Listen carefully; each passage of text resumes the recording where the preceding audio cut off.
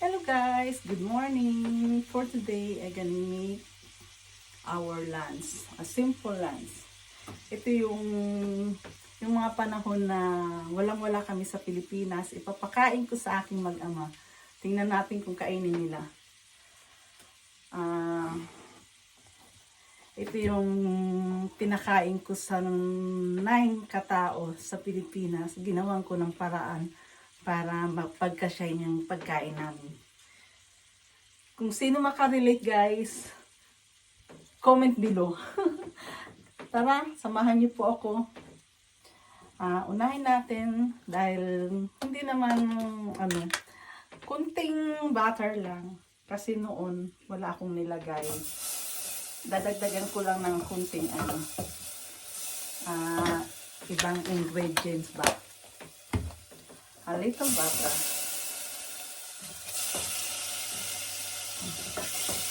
Para may panggisa sa bawang. Kasi dati, wala akong bawang at sibuyas nilagay. Direct na talaga. Then, bawang, small bawang. Lagay na natin. Garlic. And 1 onion.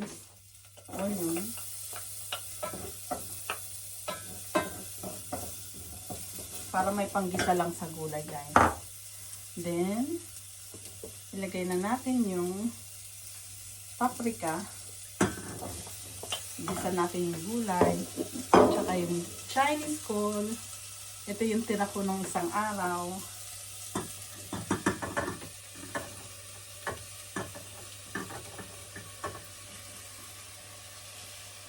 Parang maliit yung natin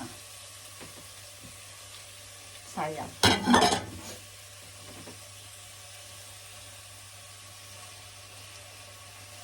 Pero maano naman. Kumbaga, huhupa. Then, ilagay na natin yung water a little. Tansyahin muna natin.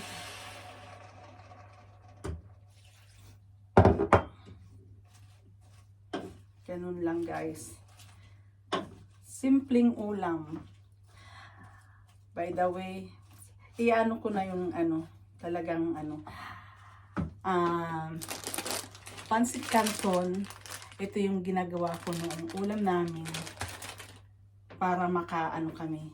So, talagang sobrang tipid. Kailangan namin pagkasyahin. Kasi yung time na yun, ayaw ko ngayon. Hindi, masaya lang naman ako. Pero, parang gusto ko lang i-share ba? Ano ba yan? Ayoko. I-share ko lang kung ano yung inuulam namin. Halos araw-araw. Pag-aanohin namin to. Ano ba yan? Ayoko. Teka lang guys ha.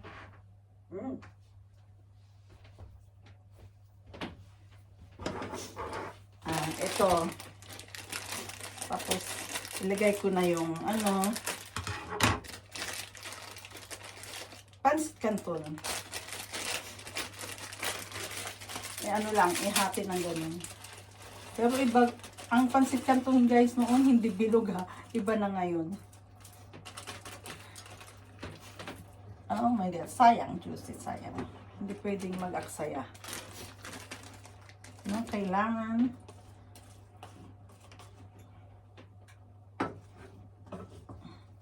walang natatapon. Dalawa siya guys. Si asawa, kakain siya. Pero I'm not sure to our son kung kakain siya. Pero siguro kakain din siya. Dapat sa kawali ko na pala. Lucky Me pancit canton. Ayan, Lucky Me ha. From Philippines yan.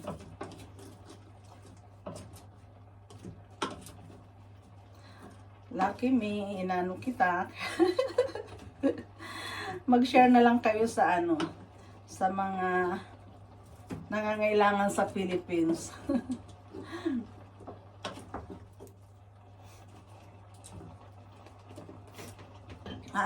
Alalay lang guys kung natutuyuan kasi. Then ilalagay ko na yung mga ingredients ng laking.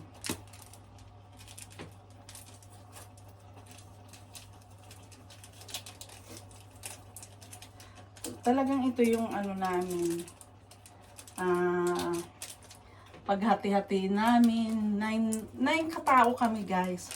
Bali ang mga pamangking ko, 6 sila. Tapos kami si mother at saka si father, 3. Bali 9, diba? Mga ano pa yan? Tatlong barako. Diba? 3 barako. 4 na barako ng mga lalaki. Tapos napamangkin ko. Tapos 2 mga girl, babae.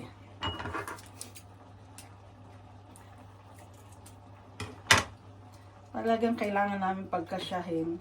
Pati yung rice, yung kanin, kailangan. Si mother talaga siya yung nagano.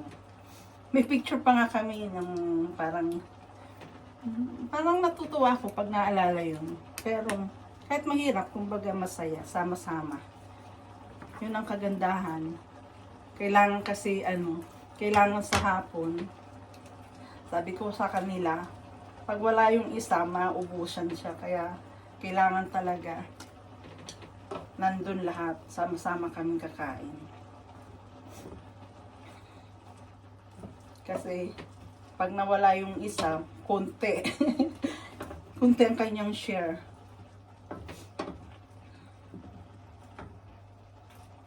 Pero shout out sa mga kapitbahay namin. Lalo na si Ninang at saka si Ninong Taik. Talagang pag walang-wala, si nanay doon lumalapit. Tapos si Ninang Hidilisa naman tatawag sa akin. Ay, juicy. Shout out sa mga, halos lahat, ng mga kapitbahay, sila sir, yung pulis na kapitbahay namin. Pag nagsishare din sila. Sila, si Ate Dolor, si Annie, si Ann, lahat ng kapitbahay namin doon, sila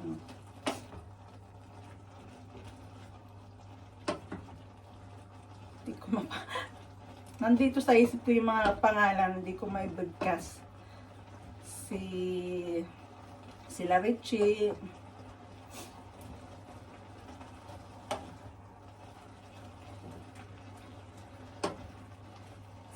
sila Babes, basta si Sir Police at saka yung mag-asawa. Maraming na din yun, naalala ko talagang magbibigay sila ng ulam nila. Ano ba yan? Guys, masaya ako pero di mo maiwasan. Ano ba yan? Dapat hindi ito yung tema. Gusto ko lang ma-share, pero ayoko may. Sorry guys.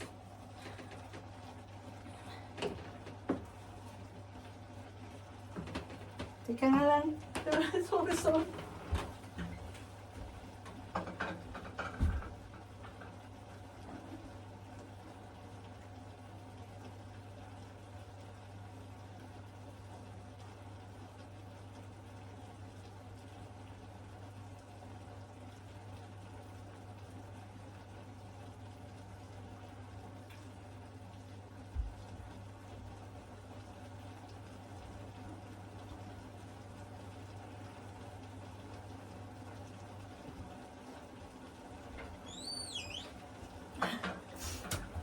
Pasensya na kayo guys. Sorry.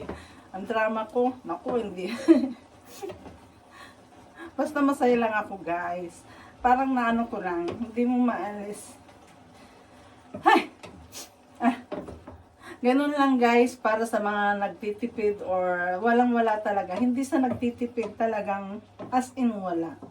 Ganun, ganun lang po. Oh, ito na.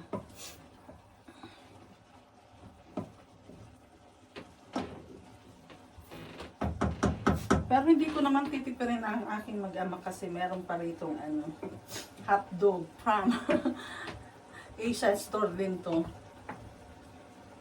Ito ang aming lunch. At saka rice.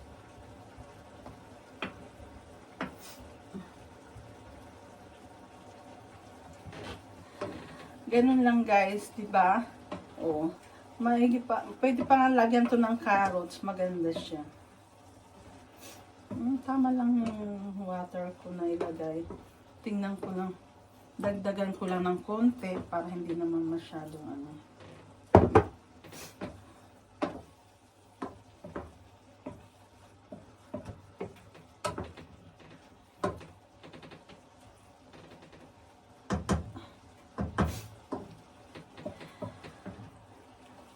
Sana nabanggit ko lahat ng mga nakatulong sa amin nung time na walang-wala talaga kami. Ang sarap din kaya pala pag ano, yung mga kapitbahay mo.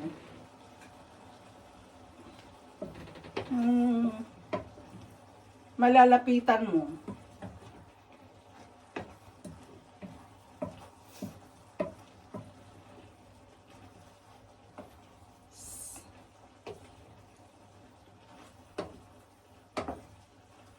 Sa mga hindi ko nabanggit kasi talagang ano, pero nandito kayo sa ano, sa mga nakatulong sa amin talaga nung panahon na yun. May maliit na ano kami ni nanay.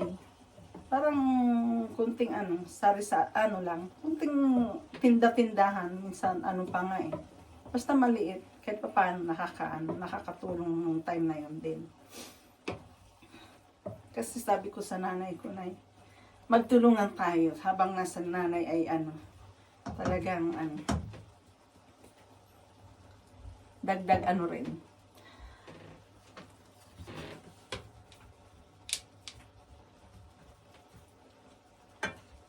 Anim guys, big siguro yata kahit kaya hindi ako magkaanak. anim na anak nagkaroon ako. Tapos dito rin, talagang, parang yun na yata ang ano ko, ang life ko.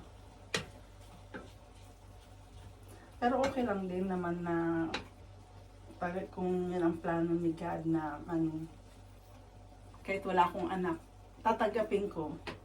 Pero kung, kasi matanda na rin naman ako, tanggap ko na rin. Then, tama na tong ano ko. Patayin ko na. Ganun lang guys. Diba oh. Maganda sana kung may ano pa. Carrots. O diba, yung pansit canton, may ano siya, may gulay. Then rice. Ilalagay namin.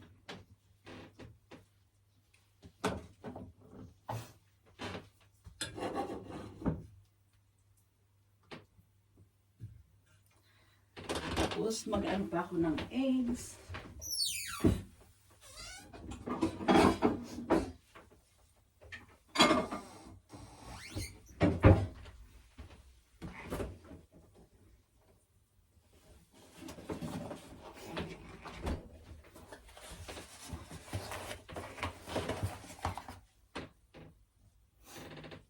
Kasama ko na dito guys.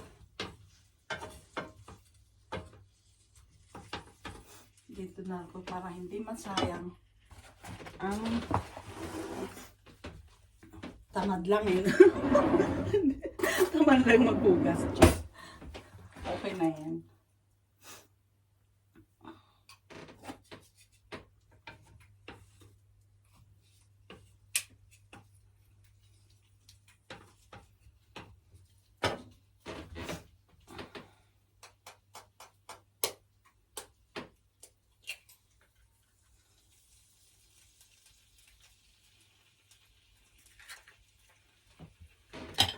Excited ako today.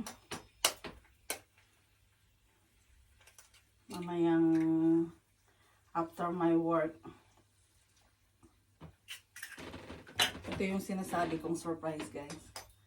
Yung sinasabi ko nung isang araw.